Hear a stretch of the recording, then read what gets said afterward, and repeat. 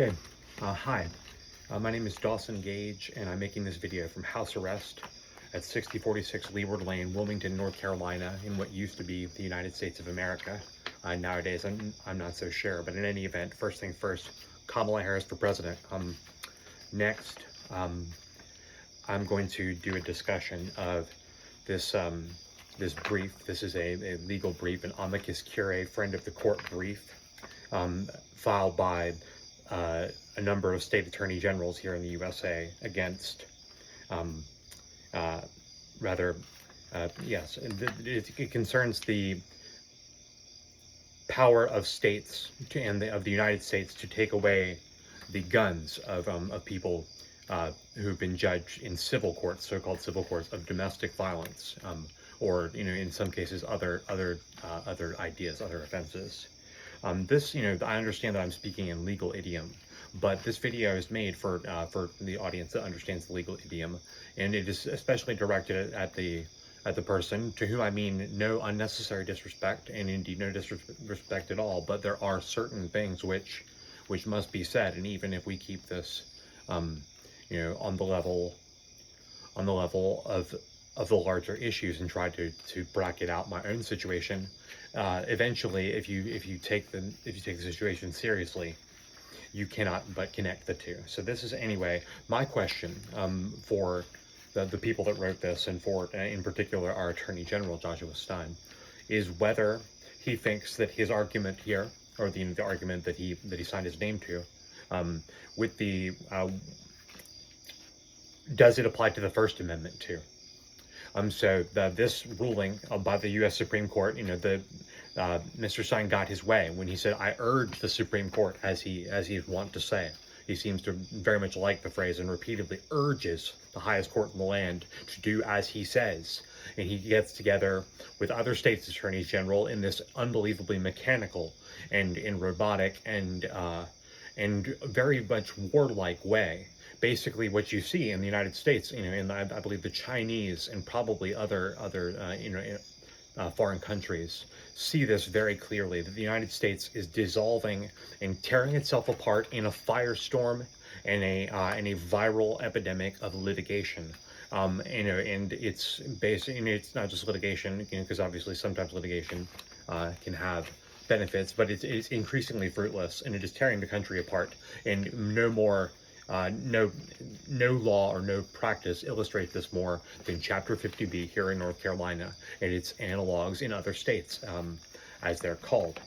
These laws are not only unconstitutional. Even if there wasn't a constitution, it would be clear that if there were no constitution, I should say, it would be clear that these laws are against human nature and against natural law. And since we live in an international system, in an international situation, with an international community and a global public consciousness, North Carolina can no longer, and the United States can no longer continue acting as if it were the exemplar of the rule of law and democracy for the whole world. No, not at all. North Carolina is the most oppressive and lawless jurisdiction in the entire world. And I say this as somebody who loves my home state very much, but cannot tolerate and cannot sit idly by, even if I'm on house arrest and all I can do is make these videos, cannot sit idly by while people are, who claim to, who presume to govern North Carolina and who claim to have its interest in mind, convict themselves in their own words, because their views on the law, which are not the subject of political debate, all the outward politicking and all their deceptive political ads and all their in the case of Mr. Stein, his litigation, which I will treat in another video, his own self-defensive litigation of his charge for criminal libel in Wake County. And so this is also directed at people in North Carolina who agree that Mr. Stein is guilty of crimes and not just of election libel. But I believe that there is something essentially, if not criminal, then lawless and uncivilized and not only lawless and uncivilized, but targeted specifically at me. And I mean, obviously there are a lot of other people in North Carolina that suffer oppression and persecution, like the so-called criminal gangs, or poor people. I don't use the phrase people of color. I would speak of black people. I could say Latinos, Latinas, Latins. I could say, Chinese people, Hindus, people from Southeast Asia, from South Asia. There's a lot of interesting and different people in North Carolina, and we all have different, different angles on, what is really going on. But nevertheless, I think that we can see a common thread, which is a increasing power of the state and power of the police, both to watch the people and to survey them and to study them and to arrest them and to punish them and indeed to commit acts of violence against them with impunity. And this is especially offensive and intolerable because of the way that all elected officials in North Carolina, regardless of party, are uniformly fanatical and completely unreasonable with respect to the police. All the politicians have intimidated each other into joining with this. Basically, they're all Blue Lives Matter. Even people that get accused of being for defund the police are basically saying Blue Lives Matter, because everyone's attitude towards law enforcement. And I would give an exception here perhaps to District Attorney Satana DuPerry in Durham, where things are a little bit different. And I say this just from hearing it through the grapevine, from being in the neighboring county of Orange. A lot of people who've been in the Durham County Jail I've talked to, and I hear things about the law in Durham that they're a little bit different. But that itself, but if you understand what Satana DuPerry represents in the political scheme of the Democratic Party and of the state, you see why she is so isolated, although she got several thousand votes in this county and probably in many other counties in the east of North Carolina as well. But anyways, I digress. This is a video recitation and a video discussion by yours truly, Dawson Gage, who, despite appearances here, am not a lawyer. I'm a poet and a journalist. I just know how to talk. And so I'm going to talk about this decision, which implicates Mr. Stein in, as do so many of his other works. Basically, all of his works are about destroying Dawson Gage. I mean, like this, as you will see in this opinion or this brief, trying to convince the Supreme Court to keep the firearms ban. I say this from, I think, an ideal position, because although I do support the Second Amendment rights and think that the Constitution cannot be picked and chosen, I nevertheless think that that our ideas about guns and in our current tendencies. I say this on after a night of another school shooting in Georgia, and it's Mr. Stein. For instance, in his criticisms of Lieutenant Governor Mark Robinson, Mr. Stein said that, I have to look this one up. It's about how making fun of school shooting victims and calling them, making fun of school shooting victims, said Josh Stein, is the worst thing that there is. Whereas former President Trump was quite right to say after a recent school shooting, that we have to move on. I mean, obviously, neither Stein nor Trump has the correct view here. But as far as which one is more sound, making fun of school shooting victims is not tasteful. But fetishizing and worshiping and turning them into to these icons in society is obviously pernicious. Obviously, obviously a part of, and not different from the current fascist and totalitarian tendencies. Our ideas about the criminal law, our ideas about the deaths of police versus civilians, our ideas about the way race intersects with the so-called criminal justice system, and all these conventional wisdoms, which Mr. Stein thinks he can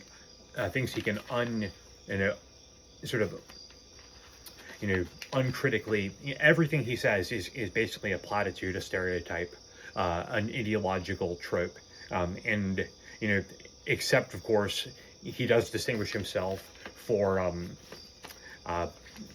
Mr. Stein, the Attorney General, distinguishes himself for his fetishization and his extreme celebration of violence by the state as a preemptive tool to address people like me, who he describes as abusers. So this is, and I don't have to be especially coherent in order to respond adequately to the low, and vulgar you know, truth which lurks behind these words of, of fancy lawyer talk, basically justifying, murder and threats and oppression and violence by law enforcement on behalf of a certain set of the people. The law enforcement do not enforce the laws of all people in the present circumstances. They play a certain function, and it's not to demean the people who work in law enforcement organizations. I know more about law enforcement than anybody in North Carolina. I promise you that. I promise you, I know more about law enforcement than anyone in North Carolina. I've lived my life among law enforcement officers in jails and in hospitals, and in prison even. And I've also had to deal with law enforcement officers coming to arrest me more than anybody in a shorter period of time than the history of North Carolina. And I've also had law enforcement officers, I still do, law enforcement officers have custody of my cell phone right now. And, and indeed they have copies of everything I've ever done on my cell phone and on my social media accounts, and they seized my cell phone without a search warrant. So I don't have to recite all these outrages in any particular order in order to put them on the record and make clear that I will not bow down in the face of this merciless, ruthless, and unlawful, wicked persecution by the state of North Carolina, basically on relation of Attorney General Joshua Stein. So this is his amicus curiae brief in the United States of America versus Zaki Rahimi in the Supreme Court of the United States. Friend of the court brief by the several states. Josh Stein is just, the most, it's just the stupidest of all the attorney generals who joined all this. And he's also the one who relies upon his, I'm going to Harvard Law School brainiac in his style, in order to impress people in North Carolina who are very easily impressed. A decision invalidating 922G8 would interfere, this is the federal statute about the threat, about the deprivation of firearms per civil protective orders, and of course this lasts for a lifetime. A decision invalidating 922G8 would interfere with the ability of state and federal governments to utilize a key tool for protecting the victims of domestic abuse. You see, as I say, these people think that they're so impressive and that they're so prestigious and they're so right. I mean, perhaps they believe their own friend of the court briefs. Perhaps they are cynical and have a certain, are just trying to hold on to power, using all their brains and all their resources and their money to distort the law, basically just for pure personal gain and vanity. But as I say, they convict themselves in their own words, and I approach this from the outside, looking in. A decision invalidating 922G8, the statute in question, would interfere with the ability of state and federal governments to utilize a key tool for protecting the victims of domestic abuse. You see, laws were not once upon a time viewed as tools. The idea that a law is a tool for the government, and then the government needs to pass its laws in order to expand its toolkit. And the toolkit is used to govern, which is to say, to stick the tools under the people, to manipulate the people with the tools, to use the tools in order to govern the people. And this is in fact, we don't just use them, we utilize them in this parlance. It is not just a tool, but a key tool. It's a tool which opens locks. It is a tool and a key. It is a key tool. And they're not wrong about this. In a way that this is truthful, in that if you support this, the current monstrosities, and the current profanations of constitutional law, then it is a key tool, and that's the way you see it. But some of us are the objects and not the subjects of this exchange with the tools, and so some of us know not how to know what it's like not to merely be a tool, but to be the raw material, more plausibly the human beings or the living, or the sentient animals which the government uses the tools not to create, not to craft, not to repair. The government uses its key tools to torture the people. If you know anything about tools, tools also have other applications.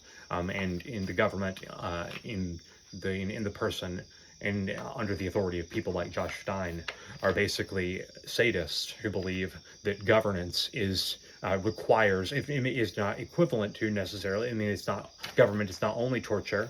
I'm told that they respond to certain kinds of calls, certain kinds of complaints very quickly. But as far as what they do with the Department of Public Safety and with the law enforcement all over the state, 532 municipalities in North Carolina, last time I checked, which was when I heard it on the radio. In jail, 532 municipalities in the state of North Carolina, 100 counties, of course. Nobody knows how many courthouses, justice centers. Nobody knows how many jails. And this, and we have sleepwalked, to this point, and are in danger of doing so all the way to Election Day on the 5th of November this year, 2024. This is, the next sentence is also offensive. Excuse me, I haven't even finished the first one. The key tool for protecting the victims of domestic abuse. What is domestic abuse? Domestic abuse is defined in whatever state you happen to live in, whatever way the state legislature happens to have defined it. But in practice, it's not really defined by legislatures. It's defined by people who have heard of these laws, who decide for one reason or another that it's a good idea. And sometimes people do so in legitimate emergencies. And sometimes, like in situations which are genuinely frightening. I do not disagree with or deny this. I do not disagree that there might be some cases where domestic violence protective order and the state violence involved in arresting somebody for something which is not really a criminal law. But I would say that the criminal law, the ordinary criminal law, we know of assault and even of threats,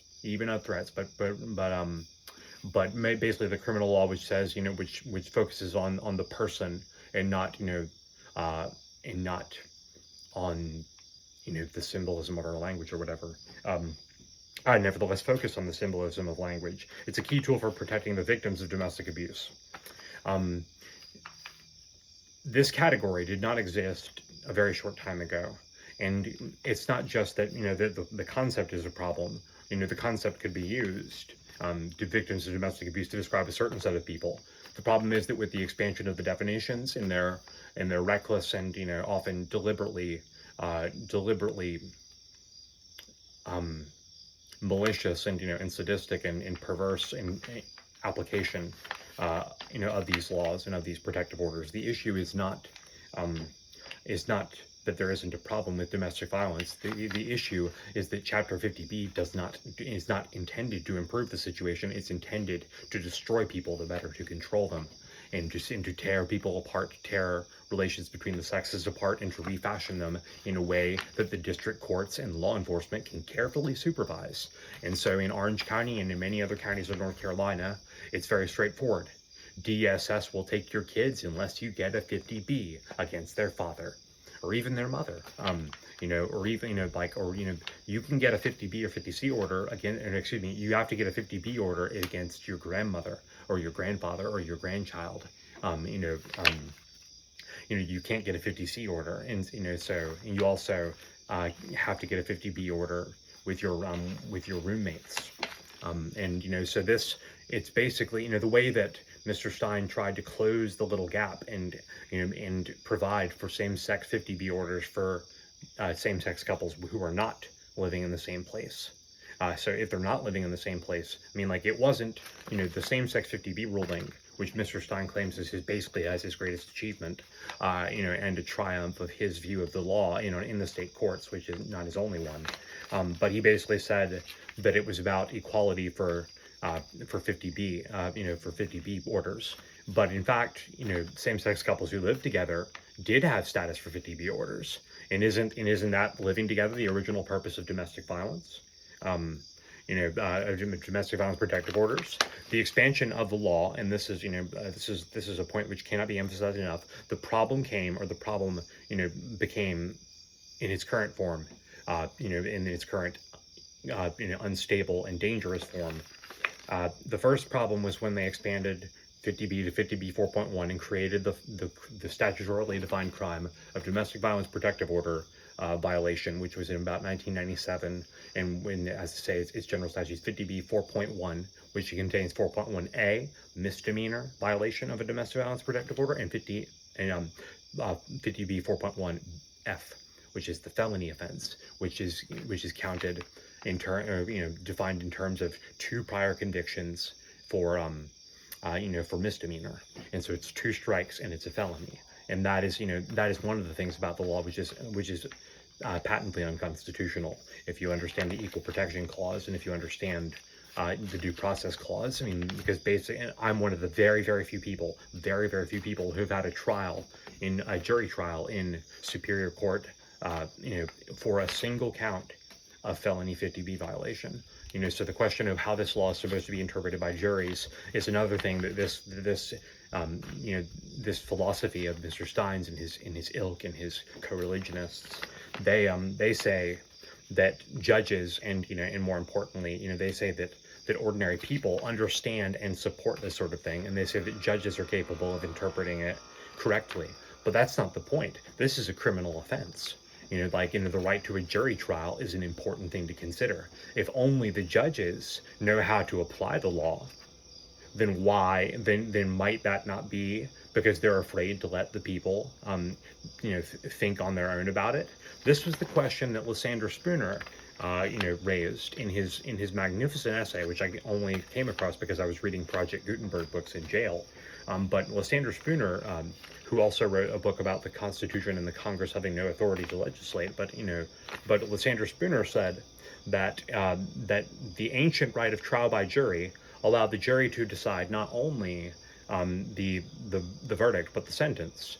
And nevertheless, in the course of the history of of modern history in England, in the English-speaking world, the rights of juries have been circumscribed, and juries have been told that they have to turn in a certain verdict.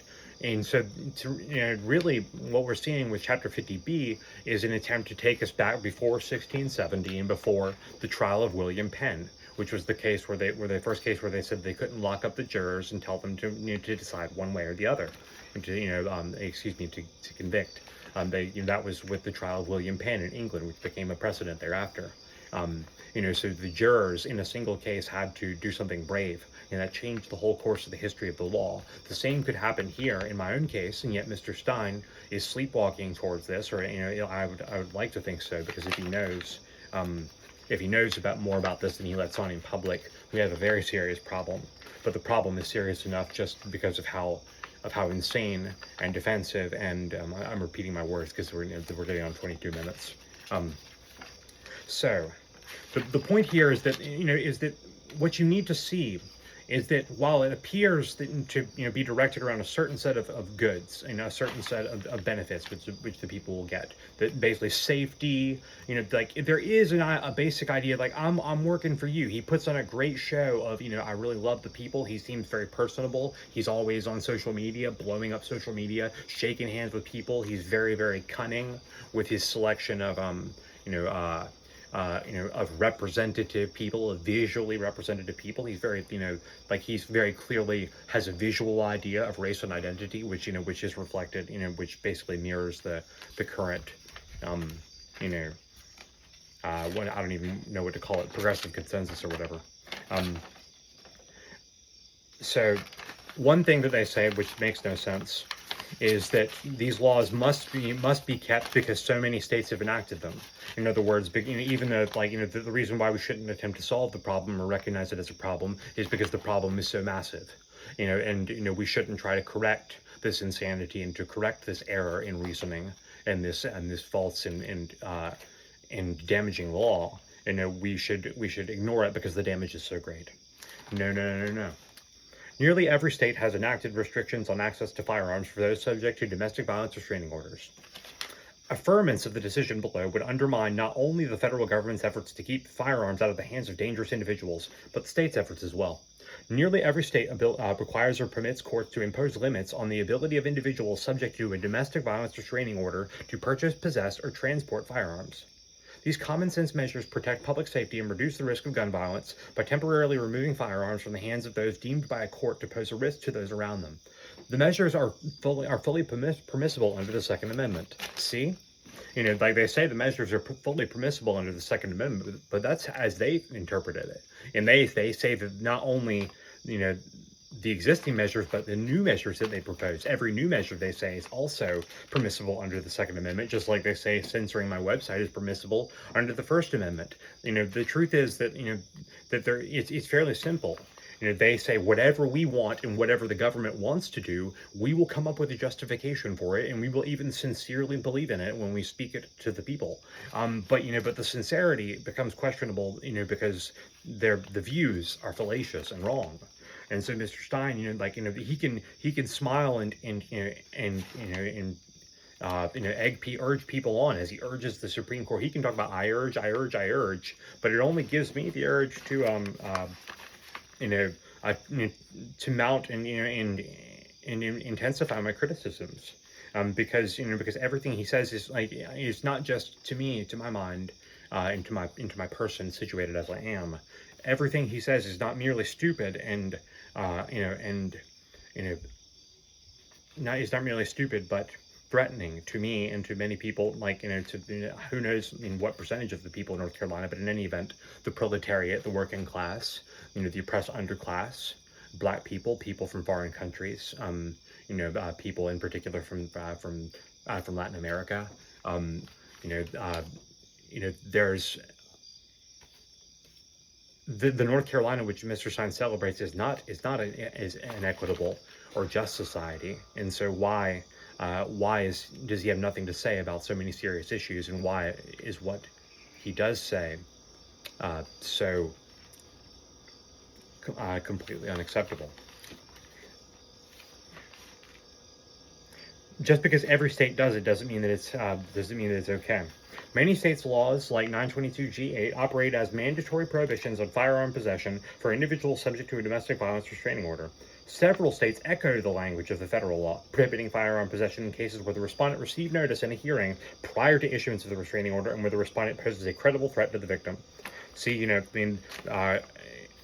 linguistic close analysis is always necessary, with Mr. Stein, because you have to pay attention to the tiniest nuances in order to see exactly what he is doing. So a credible threat.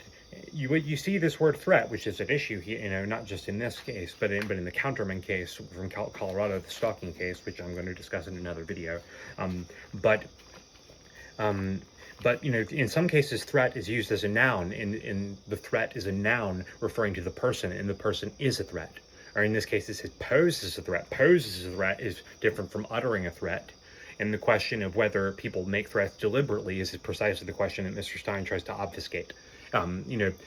He tries to do away entirely with the subjective element in certain aspects of the law. The ones where he wants the government to have unlimited power, he says that there must be an objective standard. And the objective standard basically means that the government defines what the objective standard is, because they don't stop to hold up their objective standard, like their ruler or their guide, their string of their length of string. They don't hold the standard up to the practices at all. They just do what they want, and then when they go to court, where they say that whatever the government did is reasonable. It is not just tautological, it's not just circular, it is deeply sinister. And I hope that somebody in Raleigh or somebody somewhere will read this, who will listen to this, because I don't have too many means of getting out there. Anyways, shouts out to Aung San Suu Kyi in Burma. That's the simplest way I could say it. There are two leaders of democratic reform in the in the world, and at this moment, and the other one is in Burma. So eternal glory to Sister Aung San Suu Kyi. Other states have applied the restriction on firearm possession in situations beyond those addressed in 922G8. Alabama, for example, prohibits the possession of a firearm by anyone who is subject to a valid protection order for domestic abuse. So in some cases, the laws of these states, which have these concepts of domestic violence and domestic abuse, one issue here is one of federalism. And obviously Mr. Stein's band of attorney generals and Roy Cooper is extremely guilty of this too. I mean, Roy Cooper's grasp of North Carolina law is more impressive than Josh Stein's, but nevertheless, and I say this, and extremely arrogant for me to say that, but I'm going to say it anyway. Roy Cooper understands a thing or two about North Carolina law, but as far as his attitude towards, the federalization of everything, he basically is on the wrong side of that. In case in point, VRA. Voting Rights Amendment, you know, you know, Voting Rights Amendment, the idea of a voting rights law sounds good, but does the Voting Rights Amendment actually help voting rights? No, it completely not rigs, but it completely bastardizes and screws up the election system in the United States. The Voting Rights Amendment is a federal monstrosity that does not fit well because it basically is a neo-Reconstruction. And so the same places that were subjugated at the point of the gun in the Civil War, something that people are celebrating more and more and more, it's not an accident that that gun violence and in civil strife, and the tension between the police and the people, this has happened before in the United States, and look where it got us.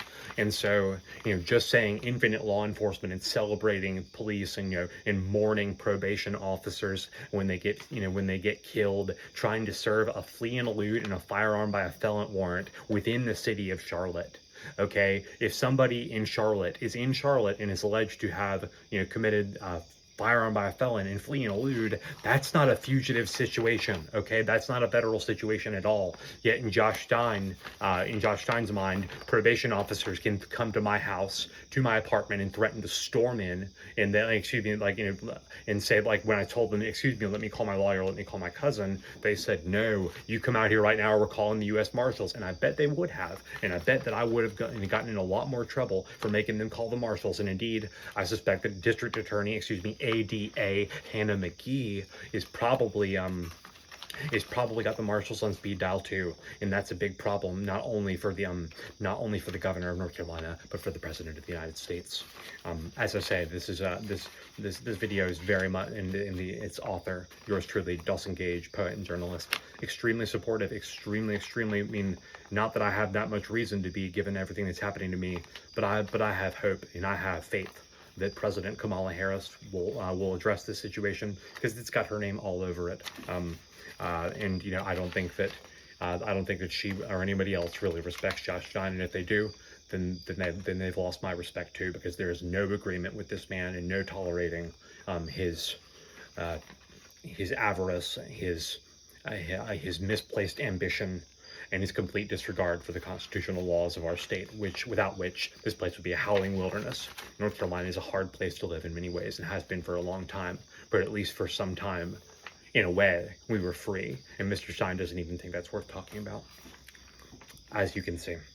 A man and a woman, if the woman is pregnant and the man is alleged to be the father, or persons involved in a significant romantic or sexual relationship. Excuse me, I seem to have picked up at a random part in the Alabama restraining order statute. The North Carolina domestic violence statute doesn't mention if a man is alleged to be the father. That's a very excuse me, let me confirm that this is the Alabama. Nope. It's Minnesota. Okay, that one is for you, Tim Waltz. In Minnesota, they talk about pregnancy in the protective order. Although, of course, I wonder what Josh Stein thinks of this theory.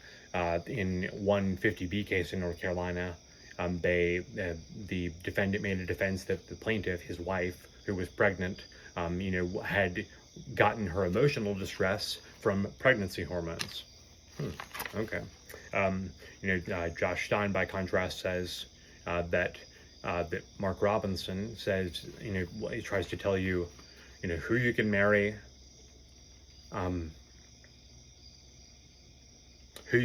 when you'll be pregnant, and who you should hate. I seem to think that Mr. Stein is telling the North Carolinians that Dawson Gage will never get married, Dawson Gage will never get a woman pregnant, and Dawson Gage is the man who you should hate more than any other. And I believe in what Baruch Spinoza said when he said that anything which is base or unjust or involves hatred in our person is also base and vile within the state. And so and he also said that hatred and any kind of negative emotion towards anyone at all, I refer to the great Baruch Spinoza, I suppose the Portuguese Jewish philosopher who lived in Amsterdam in the 1600s, who grinded lenses for a living, and said that the name of the one true substance is God, or nature, and that the freedom of speech is not just wise in terms of the interests of those who are governed, but it's wise for the sovereign itself, said Spinoza, to allow the freedom of speech. And he also said that the definition of treason, said Spinoza, is any attempt, even if it would benefit the public, even if it eventually leads to benefit of the public, any attempt to seize the sovereign power, says Spinoza. And, I guess the reason why I ramble so much and why I sort of steamroll or, sort of hurricane my way through, various texts and various provisions of the law is because I don't have to be a lawyer or play that game. I'm just a poet and a journalist who has a great deal to say about these matters, and I don't have to be professional or adhere to certain language games. The truth behind the language, the truth of the language, the truth which is there to read and to hear, if you have any eyes and any discernment at all, you can see that everything that Mr. Stein and his allies, and even those who vote for him are being duped at best, and in some cases benefit directly in one way or another from the status quo. That's great for y'all, but a lot of us in North Carolina, maybe the majority, maybe not, doesn't matter. We all have rights. And, and those of us who are treated as abusers, as stalkers, those of us who are treated as gang members, those of us who are abused and jailed and beaten by police and often killed by police, those of us who are driven to despair, who are driven to drugs, who are driven to drink, who are driven,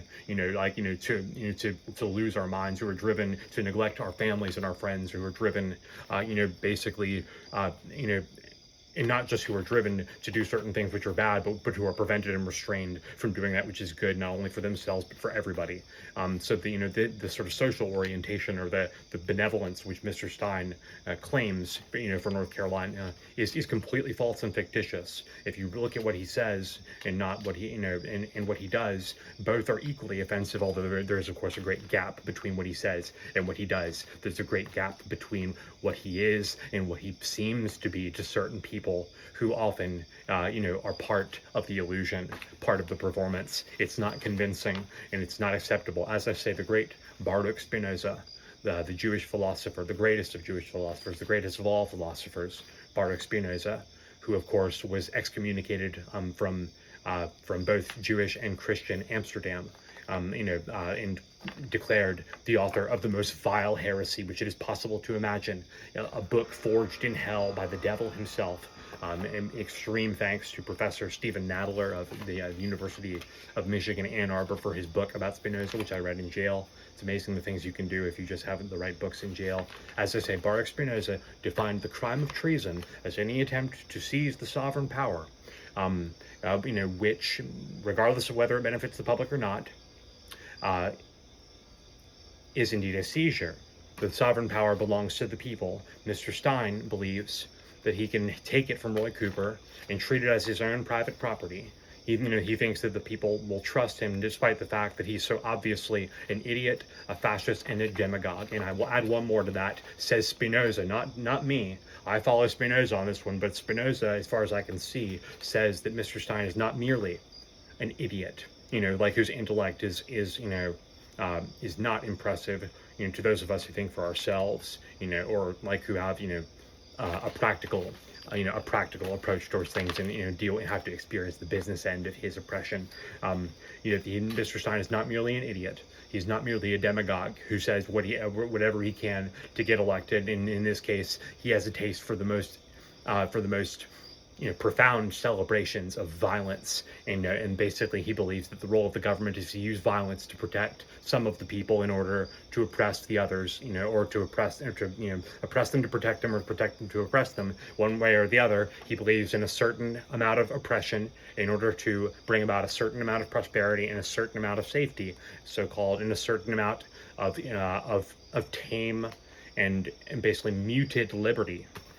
Is what he believes in. Mr. Stein is not merely an idiot, not merely a demagogue who says unconscionable and dangerous things in order to whip the people into a soft frenzy of social media, social media enthusiasm and enough, sort of confusion and, strength through joy, fascist festival of good feelings. Mr. Stein wants to just get a bare, slight majority of the people of North Carolina to vote for him, because it matters to him not at all that, even though he says we all must unite to stop hate. He calls his opponent the hater. He says he denies the Holocaust. but without even making him like, he doesn't really make a big deal out of the fact that Mark Robinson denies the Holocaust. It's not as simple as that. Um, you know, uh, it's not quite as simple as that, because you can tell, because if he really did, then a lot more people would be making a much bigger deal out of it. Um, you know, Anyways, that's a pretty touchy subject, but that's my specialty, because I'm Dawson Gage, also known as Dawson G, the Freestyle King, and this is my diss on Joshua Stein. Not merely an idiot, not merely a demagogue, not merely a fascist, but a traitor to his state. He is indeed a North Carolinian. I don't disagree with or deny that. He's just one who thinks that the laws, or whatever he says they are, and that the country and the state basically belong to him in order to ruin. No, no, no, no, no. This is a freestyle presentation from Dawson Gage, live at House Arrest 6046 Leeward Lane, Wilmington, North Carolina, the greatest state in the world, the greatest city in the world. Shouts out to my man, Councilman Kevin Spears. Shouts out to Congresswoman Deborah Ross. Shouts out to everybody. And one last time, Kamala Harris for president.